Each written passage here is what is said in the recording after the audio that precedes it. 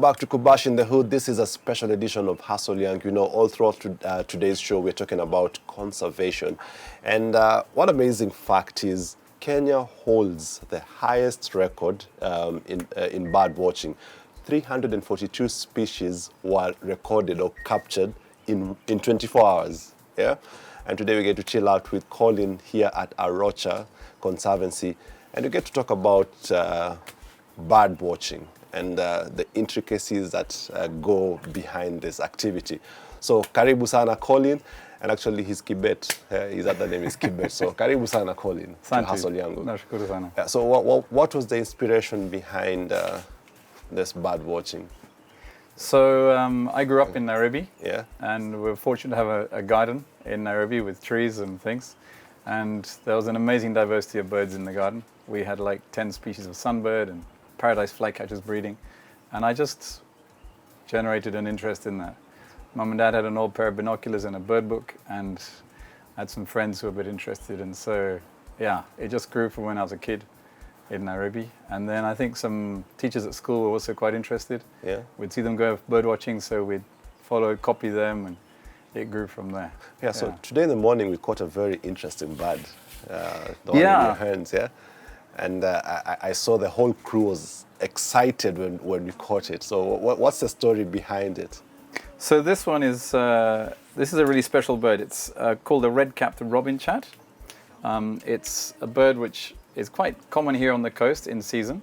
It's a species of thrush that feeds on the ground. Yeah. And the cool thing about this is it's a migrant, but it's an Afrotropical migrant, meaning it migrates within Africa. Doesn't leave the continent, not like the other ones. We've got one here which came from, maybe from Belgium. We'll see that in a minute. But this one is an Afrotropical migrant, but we didn't know where they go. Yeah. So we put these little rings on to try and hope that someone will report it if they find it. But we've been ringing these for 20 years and no one's ever reported one from anywhere else. Yeah. So we've started putting these little machines on the back. So that explains the excitement. And this is what the excitement is about. Now, this one was not as exciting as the one we caught last week, because this one we put on earlier this year. So we caught this in May, this bird. We put this little machine on it, and at the end of this month it's going down to probably Tanzania. That's where we found them to go. But last week we caught one with one of these little geolocators, we call them, that we put last year. And so we took it off, and we're going to send it back to Switzerland. They'll download the data and we can see where it goes. All right, great. So, Collin, what are some of the challenges that you've encountered in this bird watching venture? I'm going to hand this over to Nelly actually to release it. It's time to go. Some of the challenges with this is particularly. You need to. It's called a bird's grip. That's it. Well done. If I have it right, is it a bird's grip? Yeah, ringer's grip. A ringer's grip. So this activity we call bird ringing. Bird ringing. So you hold it in the ringer's grip. Ringer's grip. Yeah. That's the word I was looking for. And this is a bird bag. That's a bird bag, yes, because we put birds in there. So here's a bird inside it. This bird, they can breathe quite happily in there. But you ask about the challenges. Yeah. And I think the challenges that we've found with birds and birding is that these days we're finding a lot of birds are not where they used to be, and they're not common that we used to find them. And there's all sorts of challenges that we have with that. Here we used to get a species called a turako, Fisher's turako, which is a forest bird. Yeah. When we first moved here, they used to come to the bird bath. Now they've vanished, they've gone completely. And it's because habitats are going and things are changing. For this work here, catching birds, there's challenges that people sometimes take nets, they steal them, or we have a cow go through a net. Or we sometimes get mongoose or monkeys if we're not sharp and on ball, they can actually take a bird out of a net, and that can be a challenge. All right, so probably there are viewers at home who are watching us this morning, and out of the interview today, they've gotten some inspiration.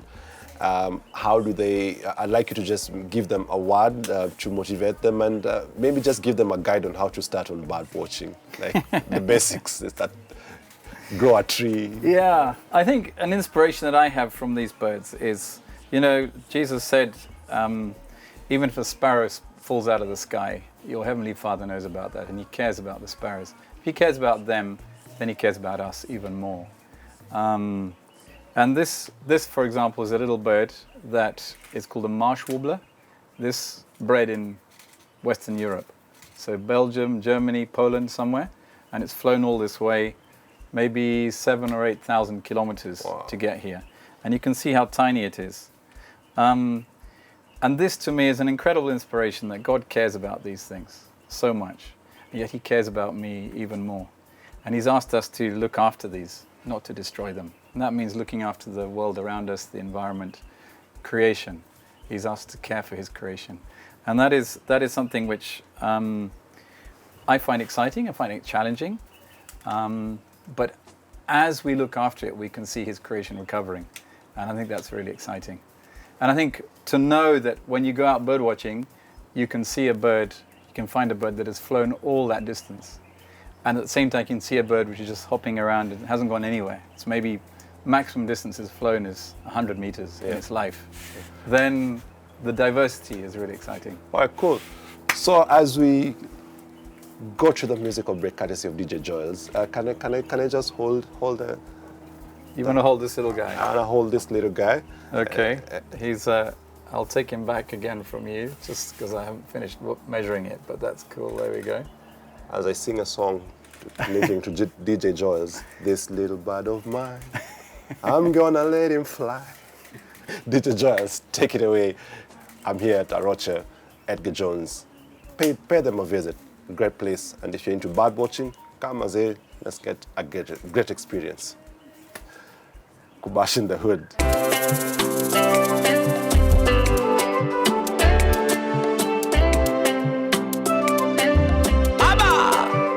Alipokwisha kunena, alimwambia Simoni, tweka mpaka kilindini, kashushe nyavu zenu. Yesu alipokwisha kunena, alimwambia Simoni, tweka mpaka kilindini, kashushe nyavu zenu.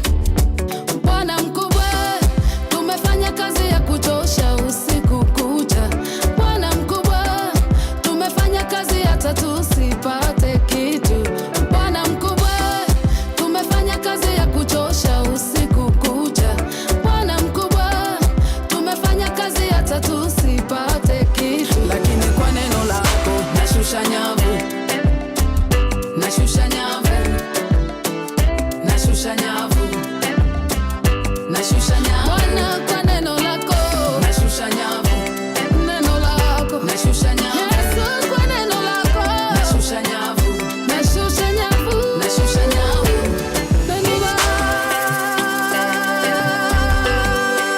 Bwana kwa neno lako Yesu tuma neno. Najua nikiwa nawe Bwana nitasimama tena, hata nikilemewa wewe utanishika tena. Hata vita inijie Bwana utanipigania. Watesi wajipange, Bwana utapigana nao.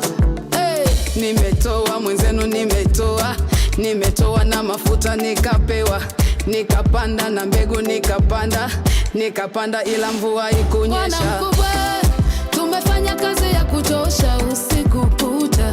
Bwana mkubwa, tumefanya kazi hata tusipate kitu. Bwana mkubwa, tumefanya kazi ya kuchosha usiku kucha. Bwana mkubwa, tumefanya kazi hata tusipate kitu. Lakini kwa neno lako nashusha nyavu, nashusha nyavu, nashusha nyavu, nashusha nyavu. Bwana kwa neno lako nashusha nyavu,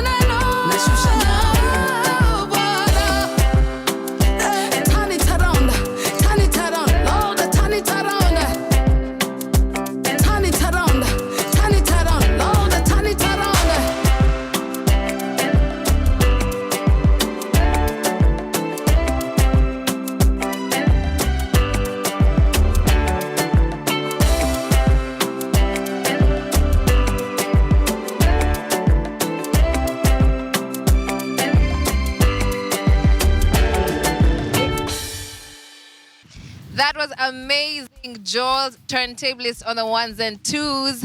Yani Joels amewakilisha vipoa kabisa. Alafu mazee jua mazee atakuwa na session nyingine mazee kali sana. But for now, I want to say thank you guys for joining us for Kubash in the Hood. Imekuwa fiti sana mazee, mkiangalia tuko hapa hivi Watamu. This place, all I can say is it's ridiculously beautiful. It's amazing. It's incredible. Absolutely, Bana. And today we're talking about conservation. Lafu, there's been this whole campaign that's been happening. There's been a gathering of minds. Yes. It's called in COP26. COP26, yes. Imekuwa poa kabisa. And so kwa hiyo COP26, guys have been talking about basically how they need to protect our environment. Yeah. Climate change, which is a big deal. Yeah. Sindio? And so basically, guys, tungetaka maze kuwahimiza, let's share our experiences during this couple of days up at Arocha because it's been absolutely brilliant. Sindio? Yeah. What's your take? I've learned so much. I've learned about farming God's way. I've learned about doing simple things to help the environment. You know, it doesn't mean that if you're not living on the coast that you can't help with conservation. There are little things that you can do wherever it is you're watching from Kenya to help with conservation. Absolutely. You know, me and your conversations, like, you know, kuwapa hivi na wasi hapa hivi Arocha, you know, seeing how they're taking care of birds. They're monitoring how the birds are moving. Oh, yeah. They have something that they're doing. Uko hivyo mazee ndani baharini bana. They're dealing with sharks. Sio? And we got to see one, by the way. Yeah. A really tiny one. There's a tiny one. Alafu pia kuna papa mwingine mkubwa. Yeah. That the guys as well as waliza kuspot not too far away from here, but just here in the shallow waters. Sio? Yeah. So, you know, for me, it just makes me think how it's important for us to take care of our natural environment. Yes. Kwa sababu Nelly Mr. Nikuna, hakuna place ingine tutaenda kuishi, si ndio? Ni hapa tu. But then we also need to ask ourselves, what about our kids? You know, mimi niko na watoto watatu sasa hivi. Yeah. Nikianza kukata miti ovyo ovyo. What will they have to enjoy? They'll face the consequences. Alafu unajua kuna wasi wanakata miti ovyo ovyo. The other thing is just polluting our environment, kurusha makaratasi kama saizi kwa mfano. Using single plastic use bottles. Unaona tabia zetu. Hii si samaki imerusha. Ni sisi binadamu. Unacheki? So we need to take care of our environment. Alafu, I think for me a big thing that I've come to realize is, you know, just talking to a couple of guys, I've been very happy kama vile tuko na nani na Peter na Bruce. Sindio? Yeah. These are marine biologists. Yeah. These are young guys. They're learning how to take care of the ocean, the deep. Yeah. They're monitoring the coral reef, kuangalia nini inaendelea kwa coral reef. Kwa sababu that's where most of the fish live. Yeah. So when you and I come na familia zetu, tunaingia hapo hivyo kwa bahari, and we get to snorkel. Yeah, and see all those different species of fish. Absolutely, bana. But I think I have a bigger call hapa hivi. Ningetaka to challenge our public universities. And I'm really glad that we're going to the competence-based curriculum. Yeah. I know that people are trying to fight it. But yani, how can we encourage people to embrace our environment and raise more marine biologists, more environmental scientists? Yeah, and having a hands-on kind of education. Yeah, bana. I mean, kama leo asubuhi nikiwa pale hivyo na Collins, alafu kuna watoto wamekuja hapo hivyo kulearn about birds. Those kids will always grow appreciating the birds, bana. Yeah. You know, if we do not teach people practical things, you know, we're talking about the ocean. Let our watoto hapo hivyo kwa bahari, waweze ku-experience bahari. They'll naturally grow to take care of it. Yes, because they'll have a natural love for it. Yeah. Don't talk about trees, planting trees. Do it practically. Sindio? Yeah. Don't talk about, you know, not littering. Show your kids how they can pick up the litter and how they can be able to put the litter in the bins. Yep. Sindio? About how do we recycle things. So, guys, let's be very practical kwa sababu, man, God has blessed us with a beautiful country, bana. Oh, yes, and He's given us the responsibility to steward it properly. Yes. You know, for His glory. For His glory. And, guys, the shots that you're seeing on this show, hatujaiba mahali. Manze. This has been our experience hapa hivi Watamu. This is not photoshopped. This is not photoshopped. The reason why this show is a little bit different, tunajua kuna shots zingine za jioni, zingine za asubuhi mapema, kama saizi mazee mchana, which decided to make this show different just to make you see how beautiful our country is, how beautiful God's creation is, and to give you an opportunity to appreciate. Oh, yes. So, anyway, guys, without further ado, we want to say thank you so much for joining us for Kubash in the Hood. Wewe mazuta conserve environment tafadhali. So go ahead and share with us. We look forward to hearing from you. I'll see you. Kabisa, hala at us at 07921010 and on social media at Kubamba TV on Instagram, at Kubamba_TV on TikTok, at Kubamba official fan page on Facebook. In the meantime, mazi, unajua nelo unafanya nini? Lazima mimi nikimbie nikaogelea hapa hivi. Nishikie hii tafadhali dadangu. Haya. Alafu wewe chukulie hii trash. Haya. Teka hii chini. Na miwani yangu nikupatie namna hii. Si ndio? Alafu tukienda kwa hii break. Sisi kama hii t-shirt itakubali kutoka nina jasho kidogo. Wenzanguni. Ongezea hii hapa hivi. Haya basi. Alafu sasa unajua kuna boti hapa inaning'oa. Naona.